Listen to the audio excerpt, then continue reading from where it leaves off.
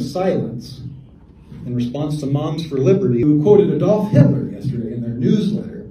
Hey everyone, it's David, producer for The Benjamin Dixon Show and Like It or Not. If you haven't heard, Moms for Liberty, or at least a local chapter, Moms for Liberty, Hamilton County, have been making noise, and not in a good way, for themselves. They're showing their true colors. There's a new video that's gone viral, and I wanted to piece together the timeline for you. If you're not familiar with Moms for Liberty, then use this clip from Benjamin Dixon's podcast as an introduction.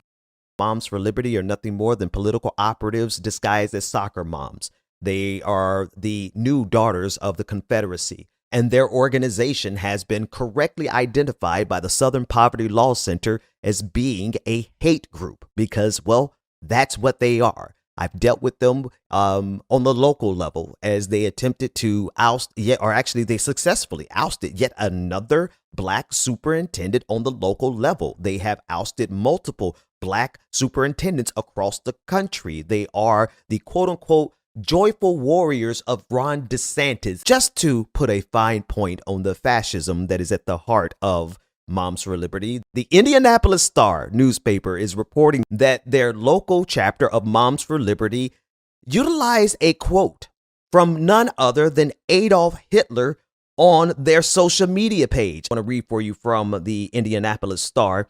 They said the following: the Hamilton County chapter of Moms for Liberty, a national organization recently listed as an extremist group by a civil rights watchdog, introduced its first newsletter Wednesday, The Parent Brigade. Adolf Hitler was quoted on its front cover. Just below the Parents Brigade's masthead was a quote Hitler used at a Nazi rally in 1935. Quote, "He alone who owns the youth gains the future." So yeah, Moms for Liberty, basically the 21st century version of the Daughters of the Confederacy.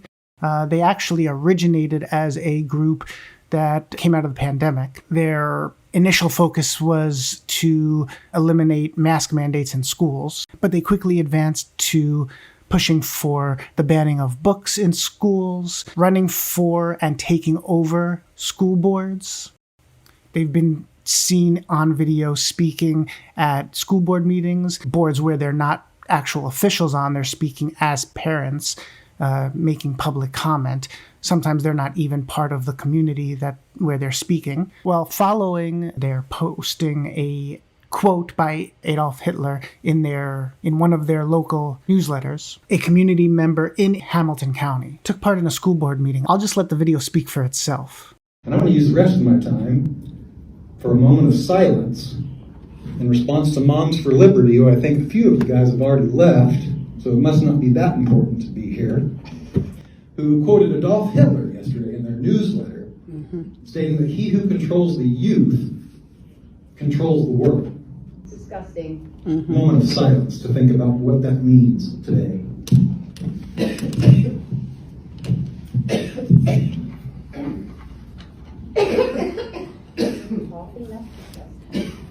Oh, that's so pathetic.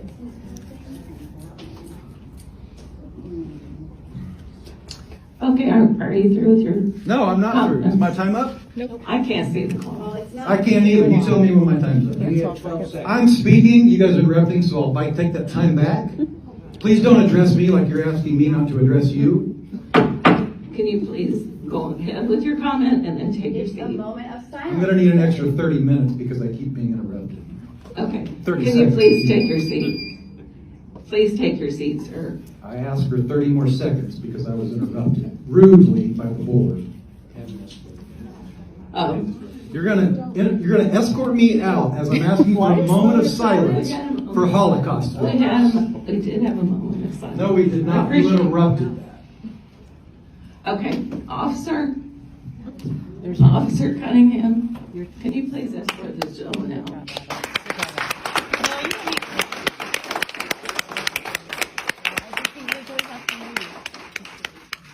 You saw that right and heard that right. This man went to the school board meeting to call out Moms for Liberty's quoting of Adolf Hitler in their newsletter, and he requested a moment of silence for Holocaust victims to counter that act by Moms for Liberty. The reaction of members of Moms for Liberty that were at the meeting was to actually cough during the moment of silence in order to disrupt the moment and, I guess, make the moment all about themselves. They needed to take the attention away from a positive counter after they apologized. That's right, they apologized. Moms for Liberty Hamilton County did a quasi-apology. So in an attempt to apologize and spin things correctly, Moms for Liberty took to Twitter and posted, quote, "Everyone knows Hitler is bad. This is intentional dishonesty in reporting, but we aren't surprised. All they want is clicks. Do better, Indie Star." They went on in the same post, "The chapter shouldn't have quoted Hitler without condemning him at the same time.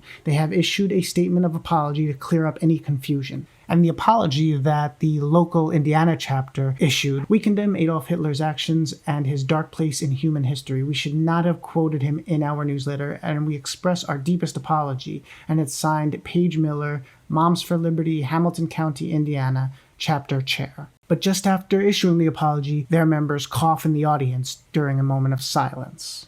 It's actually a tactic right out of Trump's playbook. Say one thing, then walk it back or claim you never said it, that sort of thing. Proud Boys stand back and stand by, but then try to frame it later on as something entirely different.